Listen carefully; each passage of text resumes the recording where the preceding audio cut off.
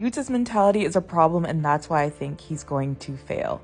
Not because he's adopting Sukuna's ideology like some people are saying, or that he's actually a monster, I don't believe that, but because he isn't trying to be a stronger version of himself. So spoilers of the chapter 262/263 of Jujutsu Kaisen. This is the fan-translated last page of chapter 262, or part 2 of that chapter.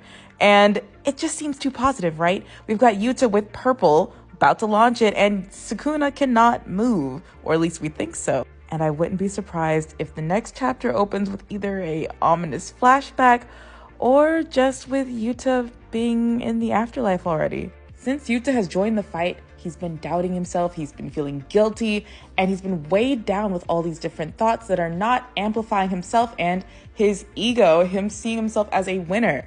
He's thinking too much about how Gojo would do something instead of picturing a stronger version of himself. He took over another person's body and tried to emulate them. Go back to the scene where Gojo is talking to Megumi. What does he tell him is holding him back?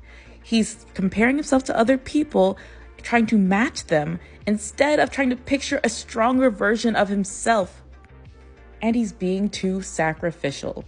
And that reminds me of what's going on with Yuta right now. He's taking on this burden of becoming a monster, taking on Gojo's body because he feels like Gojo was carrying all of these sins on his shoulders.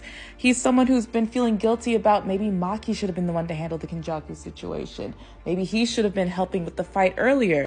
And apparently, according to fan translations, Yuta was wondering how Gojo could say that he was the strongest and that everything was going to be okay so confidently. Well, that's because Gojo has a winner's mentality. Even during Toto's delusion, he says, "What idiot admits defeat before trying?" And of course, what is Gojo famous for saying? "Nah, I'd win." But if Yuta does fall, that doesn't mean that only someone like Gojo or Sukuna can have that winner's mindset.